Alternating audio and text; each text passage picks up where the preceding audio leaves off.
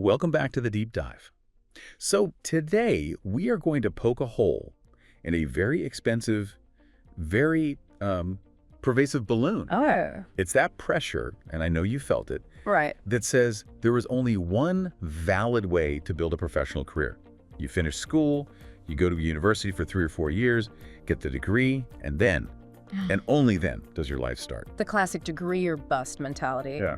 Yeah, it's deeply ingrained in how we think about success. It is, but it's also becoming a bit of a trap. I mean, it's expensive, it's time-consuming, and honestly, it's not for everyone right after school. No. So today, we're looking at an alternative, a qualification that I like to think of as a secret weapon. It's statistically powerful, often overlooked, and it might just be the smartest strategic move for a lot of people.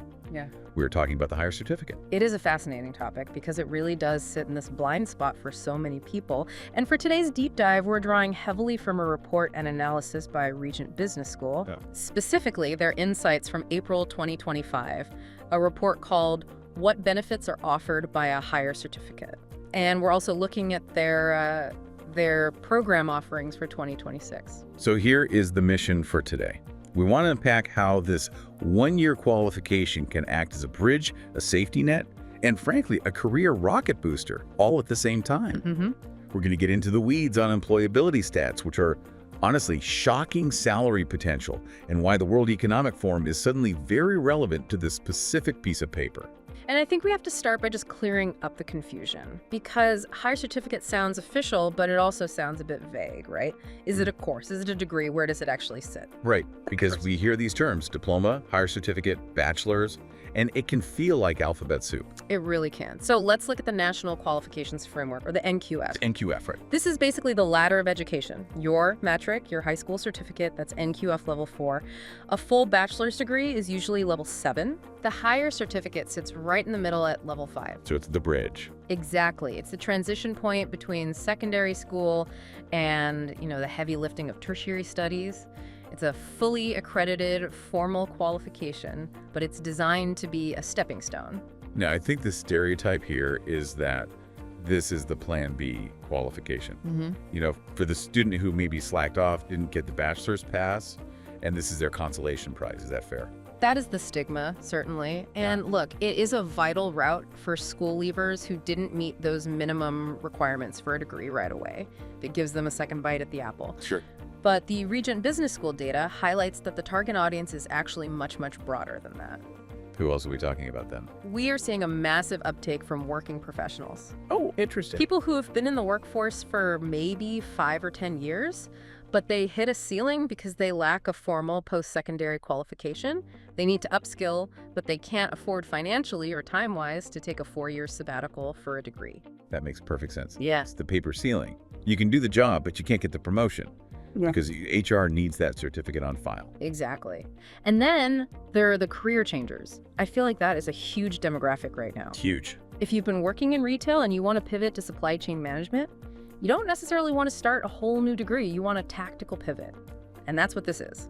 And looking at the structure Regent offers, it seems built for that busy life reality. We're talking about a 1-year duration. Correct. It is very streamlined. Typically, it's 6 modules over 1 year, 3 modules per semester. Which is manageable.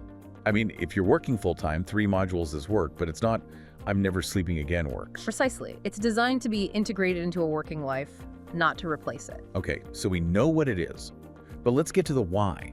Because you can have the most flexible course in the world, but if it doesn't translate to a paycheck or a job, it's just a hobby. And this is where the Regent report gets really interesting. This is the core of the argument, really. We have to look at the economic reality. I was looking at these numbers from the source material, and I actually had to double check them because the gap is so wide.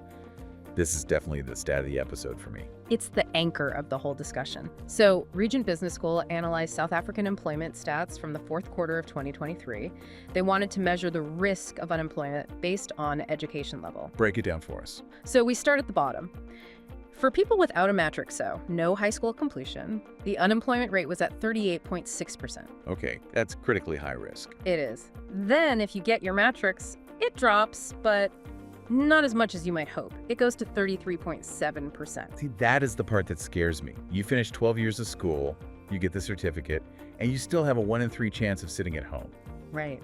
The Matric alone isn't the safety net it used to be. It really isn't. The market is just saturated with Matric certificates. But here is the magic number. This is where the higher certificate comes in.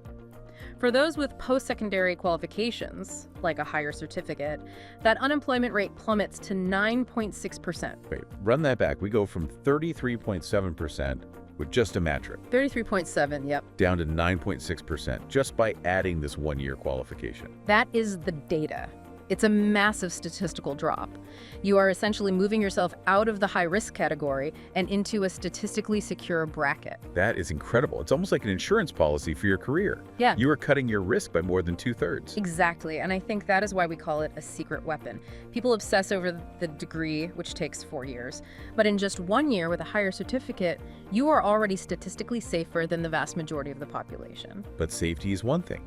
Paying the rent is another. Does this actually translate to money in the bank? Because I could be employed and still be broke. Fair point. And the report highlights the return on investment specifically for entry-level roles. If you hold a higher certificate in something like business management, you're looking at entry-level salaries between our R$197,066 and R$300,000 per year.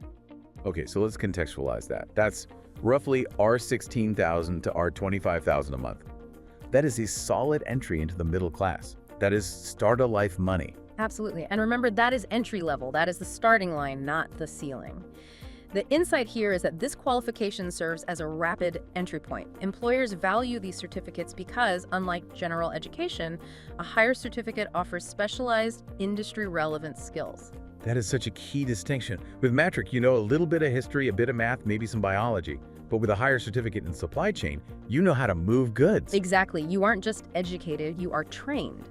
And that specificity is what employers pay for. They aren't paying for potential, they're paying for capability. And that specificity brings me to the next big theme, the reskilling revolution. Because the job market we're in today is not the market of 10 years ago. It is moving fast. Incredibly fast. And this is where the World Economic Forum comes into the conversation. The Regent report cites WEF data predicting that 50% of all employees will need reskilling by 2025. That is a staggering number. Half the workforce. Half. So theoretically, half the people listening right now might need to learn a completely new skill set just to stay relevant. Assign new jobs. We are seeing roles disappear because of automation and AI, and new roles emerging that just didn't exist 5 years ago. And this is where the higher certificate shines as a tool for multi-skilling. I love that term, multi-skilling. It sounds like something from a video game, but it's actually just survival. It is career survival. Let's say you've been in sales for 10 years, you're good at it, but you realize the market is shifting, or maybe you're just burnt out. A 4-year degree to pivot to HR is a huge barrier. Huge. But a 1-year higher certificate allows you to pivot quickly into human resource management or admin or supply chain. It makes you adaptable. So instead of being a salesperson, you become a business operator who knows sales and supply chain. Exactly, you're stacking skills. And in a dynamic job market, adaptability is currency. You want to be the Swiss Army knife, not the spoon. But is it just book learning? Because I think people hear certificate and they think of dusty lecture halls and theory that doesn't apply to the real world. That's a valid concern, especially with traditional universities. But the methodology Regent uses seems to be very different. They focus on learning by doing. Which means what, practically? It means the assessment isn't just write an essay on management theory. The curriculum includes internships, simulations, case studies. They're trying to bridge that gap between theory and practice. So you are getting your hands dirty. You have to. When you walk into an interview, you don't just say, I've read about supply chains. You say, I've simulated a logistics crisis. I've worked on a case study about inventory management. That is a huge differentiator for employers. Right. They want people who can hit the ground running, not people they have to teach from scratch. It really is about reducing the training burden on the employer. Now, I want to talk about the breadth of what is available. Because when I first looked at this, I expected the basics, business management, maybe marketing. But the 2026 offerings from Regent are actually surprisingly diverse. They really do cover the spectrum. You have the standard business pillars, of course, accounting, business management, human resource management. Those are evergreen. You'll always need those. Always, but then you have the niche stuff. I saw Islamic finance, banking, and law. That stopped me in my tracks. That is a very specific high-demand skill set. It is, and it's growing globally. Islamic banking operates on completely different principles around interest and risk sharing. having a formal qualification in that. It sets you apart in a way a generic finance degree might not. Yeah, it creates a moat around your career. If you are one of the few people with that specific certificate, you are harder to replace. Precisely. Another interesting one is the higher certificate in management for estate agents. Yes, because usually people think of real estate as something you just fall into. You get a license and start selling. But it's becoming more regulated, more complex. It involves contract law, compliance, property management. This certificate professionalizes that role. You aren't just winging it. You have a formal qualification for that industry. And then you have the critical operations roles, supply chain management and project management, which are just crucial. I mean, every company, from Amazon to your local grocery store, lives or dies by its supply chain. And project management, that is a skill that applies to literally every industry. Everywhere. IT, construction, media, anywhere. It's the ultimate transferable skill. There was one more that really caught my eye because of the phrasing in the source text. The higher certificate in entrepreneurship. They use the phrase boss up. They did, and honestly, it fits. It is catchy. Yeah. But let's be real. Can you actually teach entrepreneurship? Isn't it something you just have a knack for? Well, the knack helps you start, but the skills help you survive. A lot of people have a side hustle or a business idea, but they lack the structural knowledge to scale it. They don't know how to read a balance sheet. They don't know how to structure a business plan for investors. So this fills in the cracks. Exactly. This certificate focuses on financial literacy, business strategy, the actual mechanics of launching and running a venture. It is for the person who wants to start being an employee and start being a founder, but wants to do it with a safety net of knowledge. It's taking the dream and putting a concrete foundation under it. I love that. Moving from I have an idea to I have a business. But let's step back to the person we mentioned earlier, the school leaver. The one who maybe wants a full degree eventually, but right now they're stuck. How does this fit into that long-term academic picture? Is this a dead end? Not at all. This is the stepping stone aspect, and it's arguably the most strategic use of the certificate. The higher certificate is fully accredited by the Council on Higher Education, the CHE, and registered on the NQF. So it is the real deal. This isn't just some, participation trophy. It is entirely legitimate, and the value is that completing the certificate qualifies a student to apply for diplomas or degrees later. It is a mechanism for access. So you do the 1 year, you prove yourself. Yeah. And then you can apply for the degree. Exactly. You do 1 year, you get a qualification on the wall, which is a morale boost in itself. You get the confidence, and then you can leverage that to get into a Bachelor of Commerce or a diploma in financial management. It basically tells the university, look, I can handle tertiary education. Here's the proof. So it isn't a detour. It is an on-ramp. Better yet, it's a low-risk on-ramp. Imagine diving into a 3-year degree and realizing in year 1 that you hate academic study. You drop out and you have debt and nothing to show for it. Yeah. With this, you commit to 1 year. If you stop there, you still have a qualification. If you continue, you are better prepared. That better prepared part is interesting because we've talked a lot about stats and money, but there is a human element here too, the happiness factor. There is. And the Regent report specifically touches on personal growth.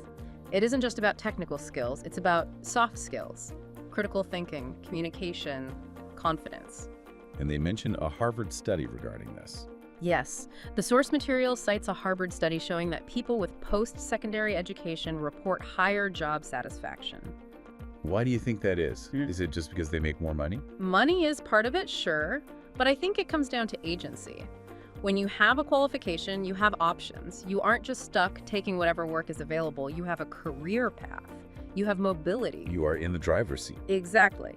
And there is something profound about getting that first qualification, especially if you've been told or you've told yourself that you aren't academic. Completing this changes how you view your own potential. You go from, I hope I can do this, to I am qualified to do this. That shift in mindset, that confidence, is probably worth more than the salary bump in the long run, because that's what gets you the promotion or gives you the guts to start the business. I would argue it's essential. You really can't put a price tag on self-efficacy. So let's bring this all together.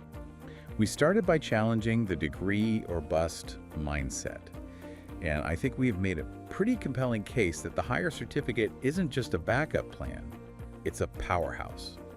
I mean, if we summarize the benefits, it's hard to argue against the logic, isn't it? It's a 1-year investment short term. It drops your statistical risk of unemployment by over 20%. That is massive.